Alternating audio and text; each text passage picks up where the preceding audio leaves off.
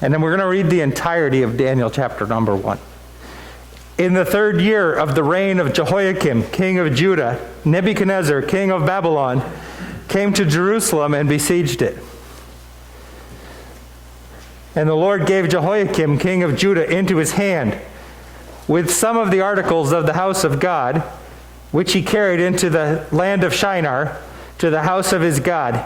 And he brought the articles into the treasure house of his God.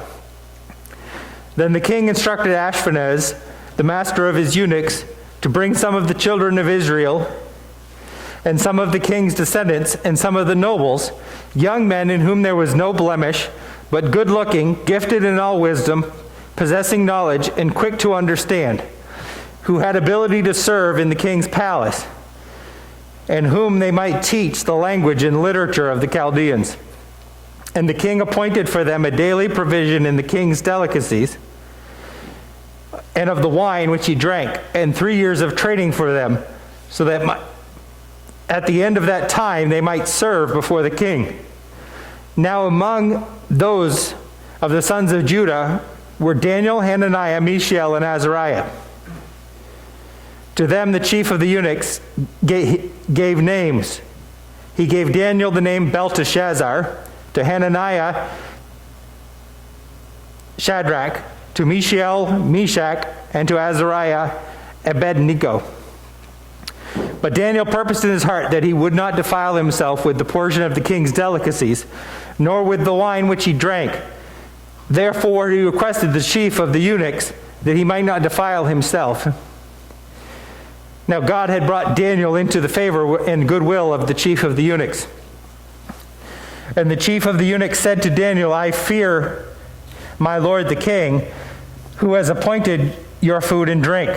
For why should he see your faces looking worse than the young men who were your age? Then you would endanger my head before the king.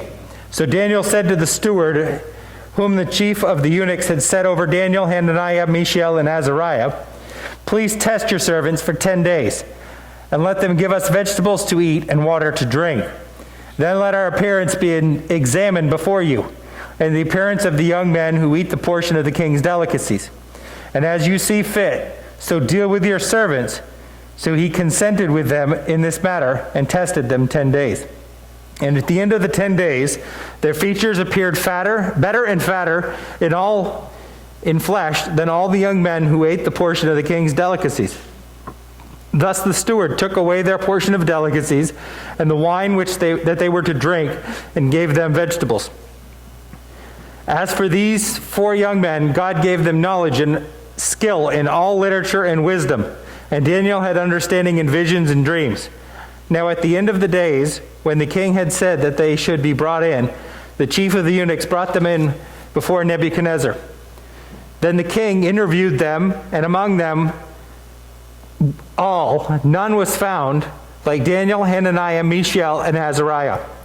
Therefore they served before the king. And in all matters of wisdom and understanding about which the king examined them, he found them 10 times better than all the magicians and astrologers who were in all his realm. Thus Daniel continued until the 1st year of King Cyrus. You may be seated. So, kind of to give you the picture of where we're going, we just finished Habakkuk. I thought it appropriate then to say, okay, we saw in Habakkuk that Habakkuk was told by God that Babylon was coming. So now we move on to Daniel, where Babylon comes.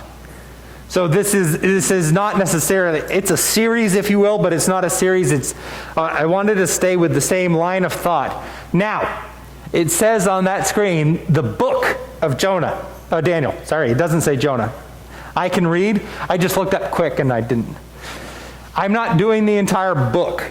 For the point of this sermon series, we're going to cover the first 6 chapters and not the prophetic of the future. We'll deal with the prophecy of what happened with Daniel, but we're not going to cover the future things for us. Not that they're not important, but the principle here is I want to cover the Israel's history during this time.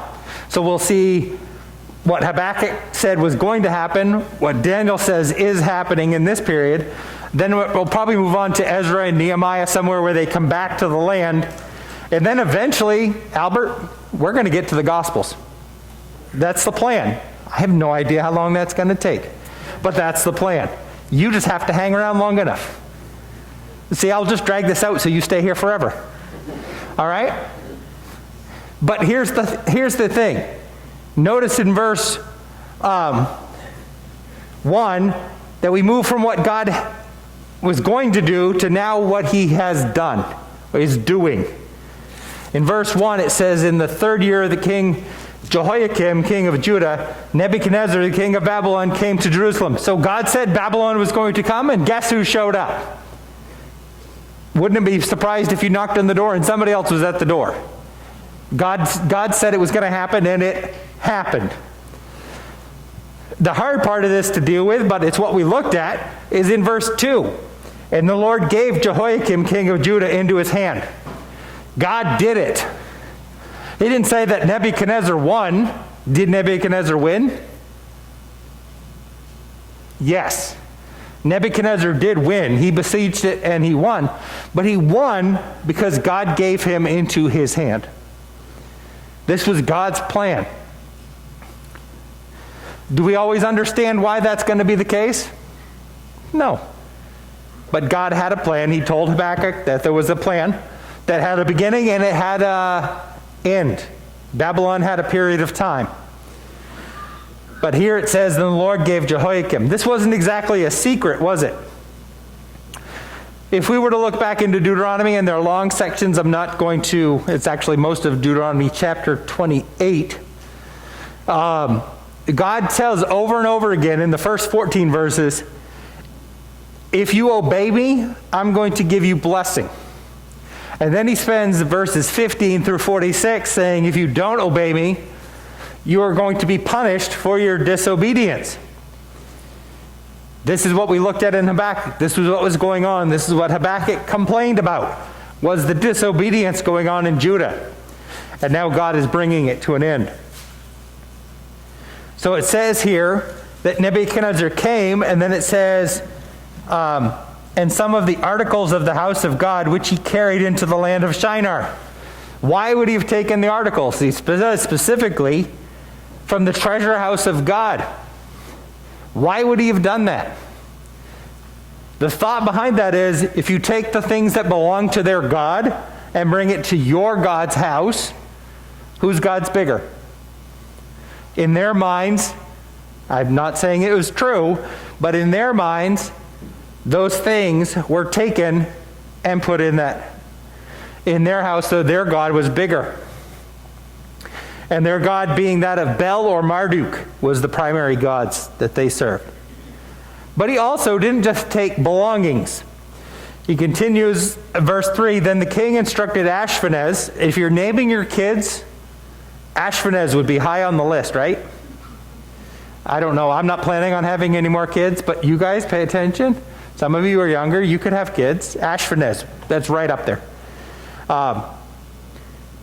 The master of the eunuchs, to bring some of the children of Israel and some of the king's descendants.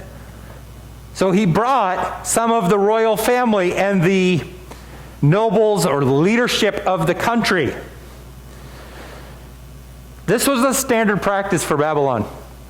What they would do is they would go in and invade an area, and rather than bring everybody back, they would leave most of the people, but leave their leadership and bring some of the leadership back with them.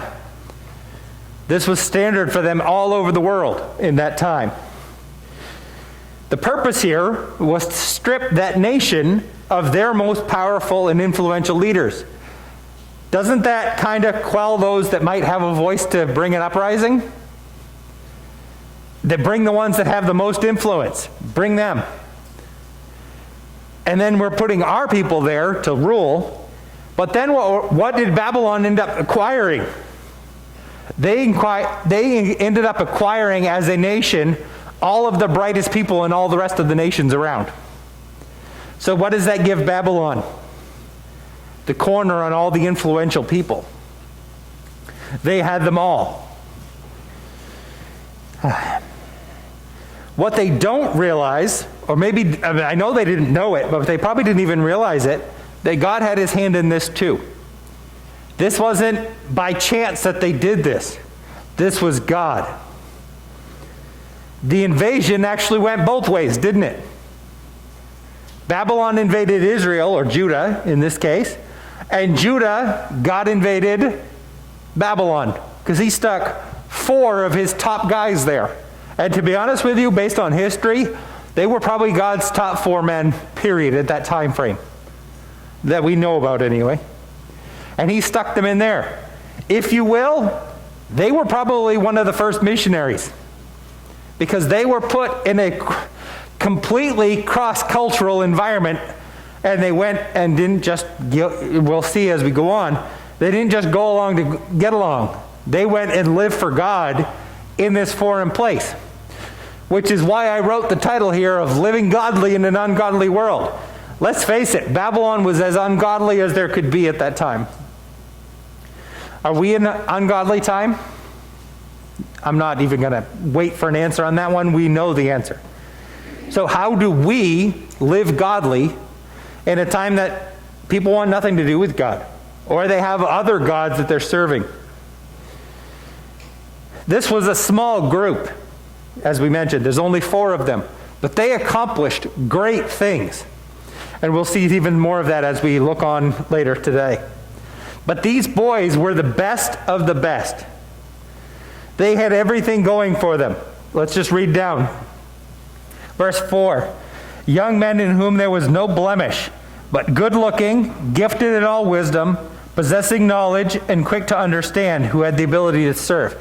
They were healthy, they were handsome, they were intelligent, and they had the heritage. They had everything going for them. There was nothing that, as far as Judah was concerned, they didn't have. They were in line to be leadership in Judah. And guess what? All of a sudden, whoosh, gone. Judah was no more. Let's be honest. If their parents were leadership, guess what probably happened to them in the besieging? They probably didn't live through it. They may have actually seen their parents be killed in this battle. They have nothing left. But yet they were to be taken to Babylon and brainwashed into the culture of Babylon. You see, they had a worldview. Everybody kind of, you understand what I mean by worldview? A worldview is the way we look at life and things. It shapes the way that we think and live. I have a quote here. I'm going to mess with Tyler for a second. It says, a worldview, and this is by Russell Bush, a worldview is that basic set of assumptions that gives meaning to one's thoughts. A worldview is the set of assumptions that someone has about the way things are, about what things are, about why things are. Okay? We all have a worldview. In a sense, we all have glasses on of some sort. Okay? We all see the world through a tint of what we expect it to be. Okay? We have, I'm going to use the example of Emerson Eldridge in his marriage talks, but you have glasses and they have hearing aids. That everything gets filtered through what we expect. So what we think, and I'm going to give you mine, I'm assuming this is for most of us. I believe in God. I believe in a creator. That affects everything else that I believe, doesn't it? Everything else I see filters through that coffee filter, if you will. You know, I have a coffee filter that everything goes through. Mine's not coffee. I don't know what it is right this minute. But everything flows through it. For someone that doesn't believe in God, they don't believe in a creator, you see how things look differently? What is the value of a life if there is no God? This is the worldview of Daniel, Hananiah, Mishael, and Azariah, and now they're pulled into Babylon, which is a completely different worldview. So just for fun, imagine yourself, they were probably in their early teens, late teens, somewhere in their teens, pulled out of America and stuck in the middle of Iraq or Palestine, or not Palestine, Iran, or one of those Muslim countries. Can you imagine how much different that would be? You're 15, let's just go with an average. You're 15 years old, and everything you've learned for 15 years has been one country. And all of a sudden you're in a completely opposite country. Nothing is the same. You think about that for a minute. Nothing. What would you do?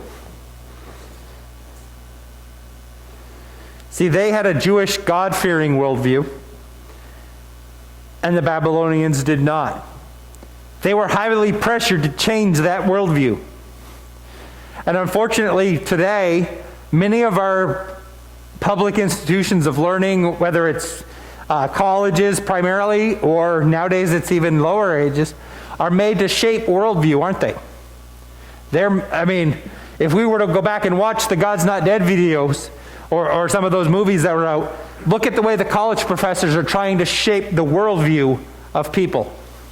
And the very first one is, there was what? God is dead. And that was their whole premise in that class, was that God was dead. Now, imagine that's just here in America. And to be honest, I think it's coming worse. But this was a point where God wasn't dead. There was no God in the sense of our God. There were other gods, and there were many of them. See, they had to learn anew. Again, if you were pulled out of here and stuck somewhere in the Middle East, you have to learn a new land. Okay? Let's face it, we're here from Maine. How many of us give directions by objects or landmarks? Turn at Peasley store, right? Turn at any number of things. Or we'll meet here. You know how many people meet here in the parking lot? Which is good. It's a safe place to do that. But it's a landmark. And somebody will say, we went to a couple things. Amy and I went to a conference last weekend, and where is Somerville? That's a good question. And I said, on the road between Augusta and Rockland, the church that's right smack dab in the middle. Oh, I know where that is. You know why? Because they know that. Imagine being stuck in a land where you know where nothing is. Where's Dunkin' Donuts? Well, number one, there wouldn't be Dunkin' Donuts, would there? It'd be like going to Canada, and now all of a sudden you got Tim Hortons everywhere. In that sense of nothing is normal. Not only is the monuments and knowing where things are, but the climate is different, isn't it? It'd be like moving from here to the Middle East. It's completely different. There's no coast per se. It's all different. So they were isolated. There are 4 of them, and that's it. There may be a few more, but they had no family. They had nothing. Second thing is their name was changed. And we see all that. We're going to come back to that in a minute. But that meant their identity was changed. And especially back then, names had meaning, didn't they? I'm going to look at these. Actually, I'm just going to jump to it and we'll come back. Daniel means God is my judge. Belteshazzar means Bel, protect the king. Hananiah means the Lord is gracious. Shadrach means command of Aku. Mishael means who is like the Lord. Meshach means who is what Aku is. And Azariah, the Lord is my helper. And his name Abednego, servant of Nego, a god of vegetation. Imagine having your identity changed. Does that factor into your worldview when your name is all about God and now all of a sudden it's about some non-existent God? The culture changed. The language changed. You go out the door and you can't talk to anybody. The customs changed. Ideas changed. Just the way people think about things. The ideas are different. And the literature changed. I can just picture them going, I've got everything memorized, and now all of a sudden I've got nothing memorized, right? Or I'm familiar with the Torah and those things, and now all of a sudden there is no Torah. It's all new things. So they had 3 years of this brainwashing, if you will. Now they were subject to, and again with their names and all of this, they were subject to Babylonian gods. And part of that name change was intended to confuse them. Isn't that one of the hallmarks? And I don't know this from personal experience, but I've watched it on TV, so it must be right. But the hallmarks of torture is confusion. How confused do you suppose these guys were? That everything changed. Everything. But not God. They had everything going for them and it was all stripped away, but not God. Was God challenged? Yes. In their lives, God was challenged. They were allowed a life of luxury. Eating from the king's table couldn't have been that bad, just overall. But the food itself was a problem. Now, there's a lot of different theories on this. I read probably, I'm going to say minimum of 20 different commentators on this, trying to figure out what exactly was the issue with the food. And you know what the answer is? No one specifically knows. There's a few different theories, and I'm going to tell you what the theories are. Number one, it was meat offered to idols, and the wine would have been as well. If it was offered to idols, could that have been something that they could have eaten freely from as Israelites? The answer is no. Exodus speaks to that. The other thought here is that it was not, one, did the Israelites have specific dietary laws that they were to follow? Yes. Certain things were kosher and certain things were not, right? But kosher went beyond just what meat they could eat. It was how it was prepared. There's thoughts on that. There are other thought, and probably the widest view, is that this was a defensive position. That they're controlling everything else in my life. This is the one thing I can push back on. The only problem I have with that, and I'm not saying that it's wrong, but it says here in verse 8, but Daniel purposed in his heart that he would not defile himself. So even if that was the case, Daniel felt that by doing it he would defile himself. Not before himself, but before God. And it says it twice in that verse. It says it again at the end. That he might not defile himself.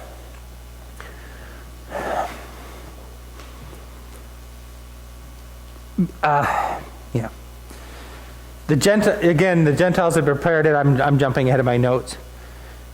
Again, the other thought, going back to that defensive thing, and I missed it, is if he ate the meat that was offered to the king, wouldn't that, the implication there is that he would have been wholly dependent on Nebuchadnezzar for everything. Whereas eating vegetables, where do vegetables come from? The ground, and it's God. Again, I'm not here to say that it's 1, 2, or 3, or one of these ideas. But whatever the purpose here is, that Daniel thought that he would defile himself before God. He felt that eating this would put him at odds with God. How had that gone for Jehoiakim and the previous leadership in Judah?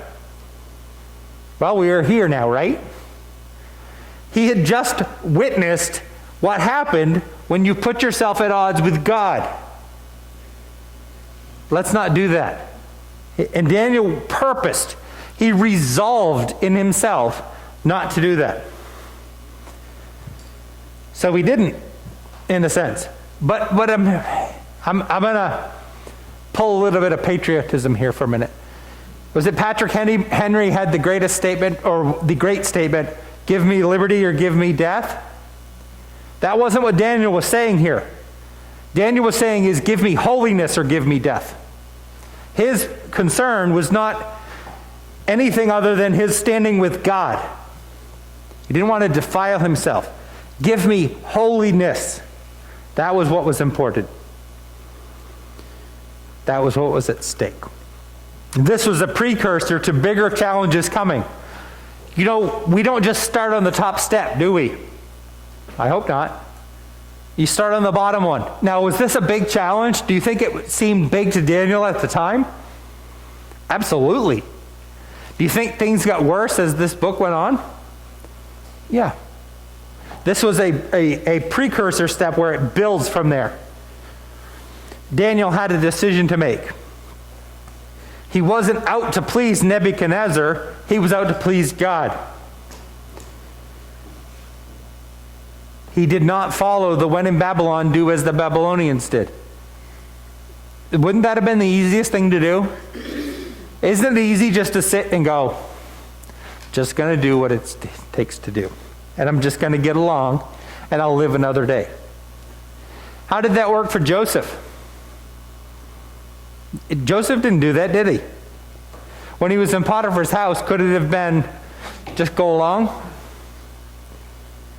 But he didn't, and God blessed him for it.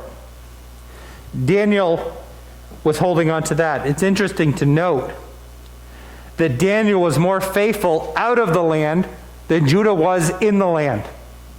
The reason that Daniel was out of the land was because of Judah's unfaithfulness to God. Daniel was going to be now more faithful to God in Babylon than Judah ever was.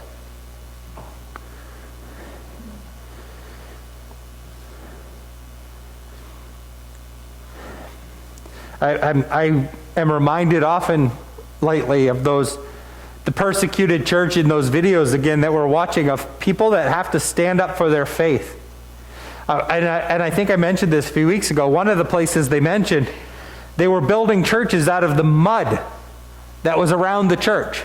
Mud and whatever else.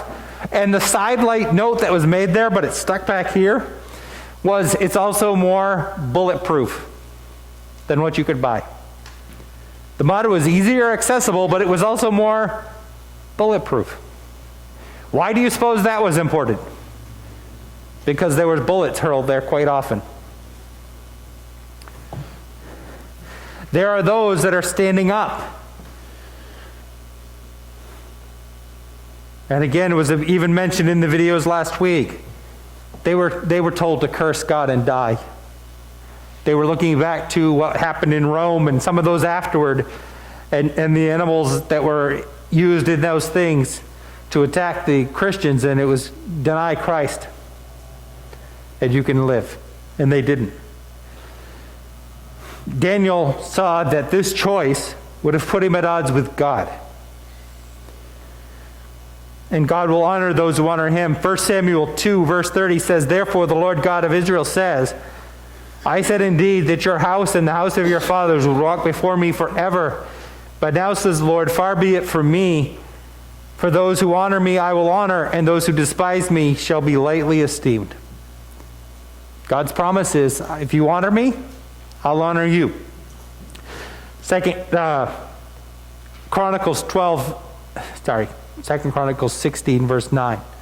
"For the eyes of the Lord run to and fro throughout the whole earth to show himself strong on behalf of those whose heart is loyal to him." How many, we know that verse, don't we? You know what the rest of that verse says? "In this you have done foolishly. Therefore from now you shall have wars." And he was saying this specifically to one of the evil kings of Israel. You'll have wars. I'm going to and fro throughout the whole earth and will show myself strong on behalf of those whose heart is loyal to him. See, God allowed Daniel to gain trust and respect in a favorable manner here. But in chapters 3 and chapter 6, we find it's through opposition that he found favor. God allowed him, and so Daniel proposed a alternative, if you will. Not a compromise, an alternative. He said, we'll eat the vegetables and the water instead. Vegetables, that word actually implies maybe more than that, including grains and some other things. And this is not a referendum on diet, the way we should eat or not. I'm not saying that because I'll be honest with you, I had bacon this morning for breakfast. Okay? All right? That's not a referendum on diet. It's a referendum on God and keeping Him first. God said, don't do this. And for whatever reason, Daniel said, this doesn't match what God said. So I'm not going to do it. So he offered a alternative. Now it's the response in verse 10. And the chief of the eunuchs said to Daniel, I fear the Lord the king, my lord the king, who has appointed your food and drink. For why should he see your faces looking worse than the young men who are your age? Then you would endanger my head before the king. You know what it's basically saying? I like you and all, but my head's at stake. Because back then, that was the punishment, right? We take a little bit off the top, right there. He's like, I like you. God had put him in favor of him, but I'm not sure. So Daniel, this was a 3-year period. Daniel said, give us 10 days. Give us 10 days. And then verse 15 gives the answer to that. It says, at the end of the 10 days, their featured appeared better and fatter in flesh than all the young men who ate the portion of the king's delicacies. See, God honored those who were honoring Him, right? God honored those honoring Him. They were better. So the Ashpenaz took away everything of the king's delicacies and only gave them what they had requested, the vegetables and the water, for the rest of 3 years. I'll be honest with you, I'd be ready for some bacon after 3 years. Right? I'd be ready for a hamburger or something. My doctor has me on this weird diet and I am ready for my 3 weeks to be over, let alone 3 years. But God said, if you honor me, I will honor you. It says, you see, what an example this was. As we continue, God continued to bless them in verse 17. As for these 4 young men, God gave them knowledge and skill in all literature and wisdom. What literature is he talking about here? This is now the Babylonian literature. He gave them wisdom in that. And Daniel had understanding in all visions and dreams, which we know will play a key role in the next chapter. But they were healthier than everybody else. Verse 18, I just want to read this because it's astounding to me. Now at the end of the days, when the king had said that they should be brought in, the chief of the eunuchs brought them in before Nebuchadnezzar. The king interviewed them. How about having an interview with the king? Talk about going right to the top.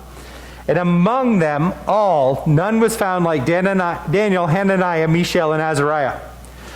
Side note here, it's always been interesting to me that we know Daniel by his Hebrew name, and we know Shadrach, Meshach, and Abednego by their Babylonian names. I have no idea why, but reading through this chapter, you've now read their Hebrew names 3 times, and it's like, oh yeah, Shadrach, Meshach, and Abednego. But among them all, none was found like them.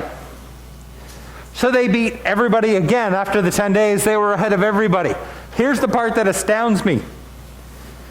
Verse 20, and in all matters of wisdom and understanding about which the king examined them, he found them 10 times better.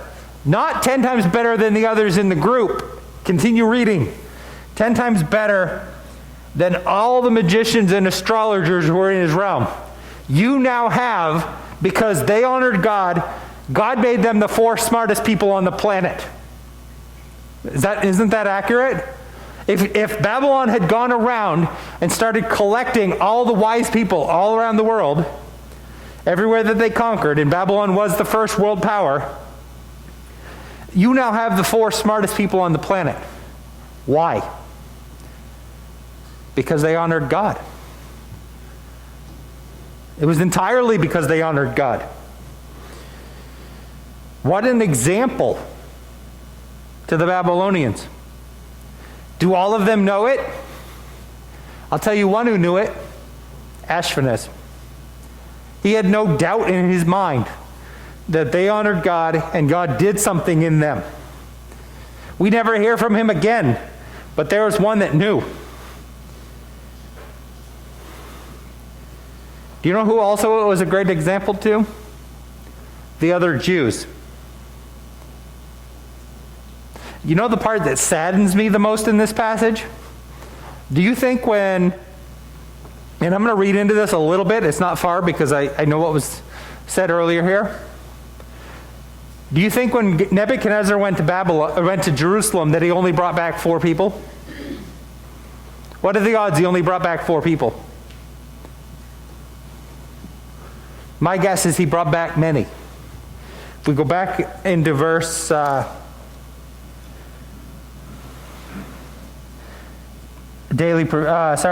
young men bring some of the children of Israel. I don't think he brought 4. I think he brought many more. Do you know what those others did? Went along to get along. They went along to get along. Now, were they the only ones in that group? Probably not. It probably wasn't just Daniel, Mishael, Azariah, and Hananiah. But it was probably more than just Jews as well. But my guess is there were other Jews that just said, we're just going to go along to get along, because they were confused. They did not honor God.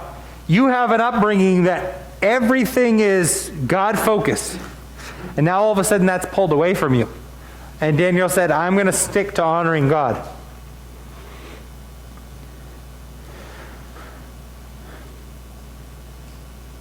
We don't even know them, do we? It doesn't say there were X number of Jewish people. And we never hear from them again as it relates to this. But we know, here's okay.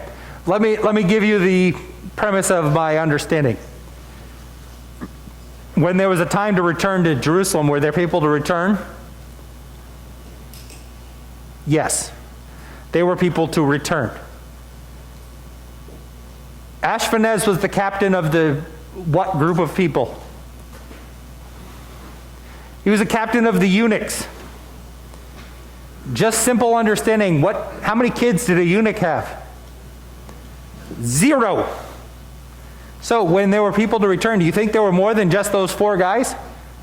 Yeah, there were. See, the reality is we have a choice when it comes to holiness. Are we going to choose to honor God or are we not? And the last verse is kind of just a add-on to here, if you will, if you're just reading, but it's more than that. It says, thus Daniel continued until the 1st year of King Cyrus. How long is that? I don't remember at what point Babylon would have conquered Israel. But Babylon's entire reign was about 60-ish years, 68, I think. Daniel served until the 1st year of King Cyrus, which is the Medo-Persian Empire. You know what he did? Daniel outlived his captors.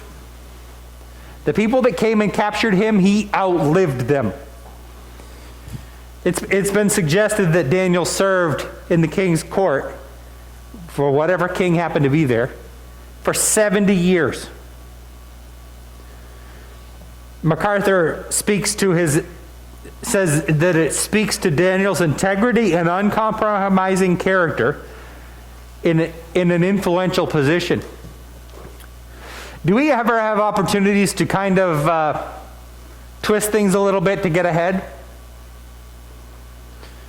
Do we? Just fudge this little bit of a report or just this little tiny white lie to get ourselves ahead, Daniel could have just gone along to get along, and it would have got him farther as far as the Babylonians were concerned.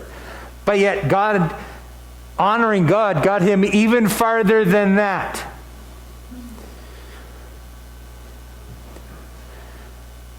Think about the influence, though, that Daniel had. Looking back at what was just there, in all matters of wisdom and literature, how much do you suppose Daniel and his friends had influence on the astrology of Babylon? And the thinking of Babylon? You know where I think that comes out? The wise men. Where did they come from? They came from the east. Do you think that was, it wasn't directly influenced by Daniel, but do you think Daniel gave them enough insight into what was going on? And that was passed on, and then the wise men said, hey, there's a star, this is what it means, because Daniel had told them that. Again, Daniel had influence. It was also likely that Daniel had influence that impacted Cyrus to decree that the people come back. Now, did God decree that was going to be as well? Do you think he used Daniel to accomplish that? Yeah, I think so. He had wide-reaching influence, but it had a start. And it had a start here, not just in chapter 1 because it is chapter 1, but because in chapter 1 because he honored God and put God first. The reality is, if he had not taken a stand for holiness, what would have happened next? Would we even have a book of Daniel if he didn't take a stand for holiness?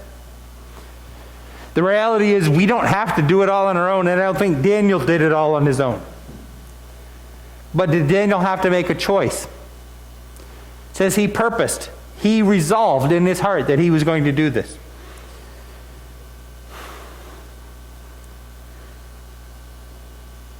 Let's look at Christ for a second, because in reality, Christ is the better Daniel, isn't he?